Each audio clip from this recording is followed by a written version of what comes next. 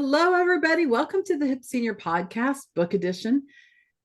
Today, I am here with Terri Mongait. She is the author of Finding True Purpose, Life Beyond the Castle. Terri, welcome to the podcast. Hi, thank you, Marianne, and thank you for having me here. This is a fabulous opportunity. I get to speak to all of your followers and readers, and I'm just very excited to be a part of the Hip Senior. Now, I am sure a ton of people are like, Life Beyond the Castle, who is this queen? Tell us who you are, queen. Everyone should be beyond the castle, right? So I am an equine gestalt coach, certified Canfield trainer, and an award-winning author. My most recent book, as you said, Finding True Purpose, Life Beyond the Castle, is the journey I've taken and how I was able to unravel the messages that I've received over the course of my lifetime that were keeping me small and unfulfilled. I've gone from corporate jets and top of the castle lifestyle at the Walt Disney Company, hence the reference to the castle. Got it. And I went from Burbank, California to a 6-acre ranch in Sedalia, Colorado. Sought after speaker, and all of this despite being a traumatic brain injury survivor and a 29-year sober recovering alcoholic. That is a lot to unwrap. And I'm sure you do this in your book, right? Exactly. I take you through my journey of the messages that I received growing up, and it was not good enough. I'm small. I'm always second. And I received this message over the course of my lifetime many times, which you can read about in the book.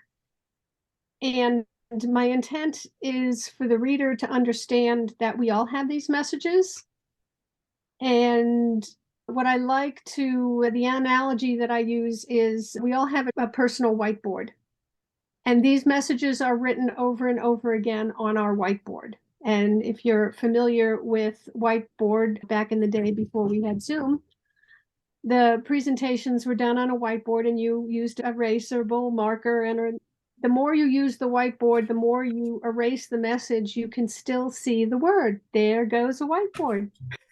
And you can still see the messages. So you think you have gotten past what these were, but you haven't. And for instance, I can give you a story about a client that I worked with, and she was finding that every time she got up against being successful, she always sabotaged herself. So I asked her what the story was around being successful. She said, my dad was very successful. He had his own business and he was always busy. He was always working. He could never be with the family. And what she overheard her parents' friends say was that they all thought he was a jerk. And I said to her, so your story about being successful is that you have to give up your family and everyone's going to think you're a jerk. Of course, you're going to sabotage yourself because that's not what you want. And then once she realized that this was her dad's story and not hers, Wow, she could get past that. And while we were working, one of my horses kept bopping up against her and trying to push her chair over, and he was being a real jerk. So as we unraveled her story and she realized what the success was that she equated was her dad's story and not hers, the horse came up behind her, gave a full body shake, got rid of all the old story, and walked off. So she was like, I never thought of it that way before. So that was her story. And it's funny how we live our family's stories instead of our own. I'm learning that recently. It sounds like I need to sit down and read your book as well. Who is your target market with this book? When you wrote this, you were like, I hope that XYZ people really grasp this book. Who are these people? What I am hoping for, and if I touch one person, that's fabulous. But my intent was, if I can reach young women in their 20s, maybe early 30s, to help them unravel their stories so that they don't carry them with them throughout the course of their lifetime. I unraveled my story in my 50s. Right. Let's do it much sooner so that you can actually, and this is a favorite quote of mine,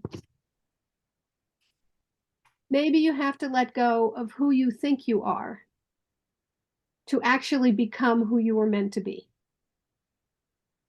So let's unravel those stories, let go of who you think you are or who you have been told you should be.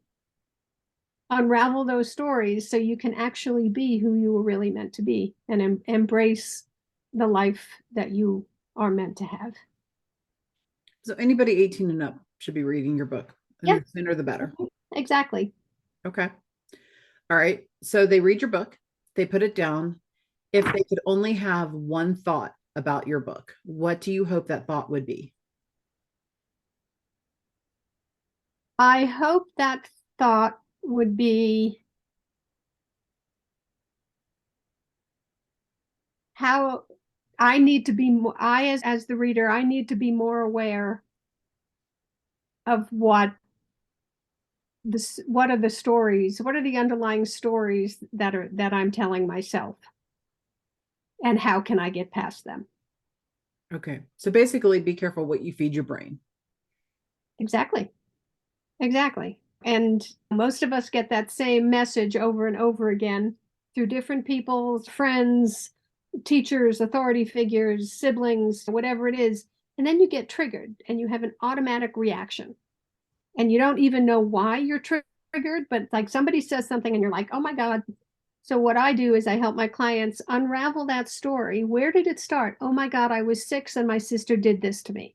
And that's where it started because it didn't start yesterday. You've been carrying this with you for a while. So let's unpack that suitcase and get rid of it.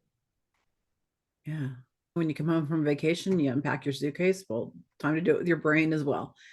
Terri, thank you for writing finding true purpose, life beyond the castle. I think that it's a necessary book that everybody should be reading. So just go purchase it. Terri, thank you again. We appreciate you so much. Thank you so much for inviting me to be a part of this, Marianne. Absolutely. Have a great day. You too.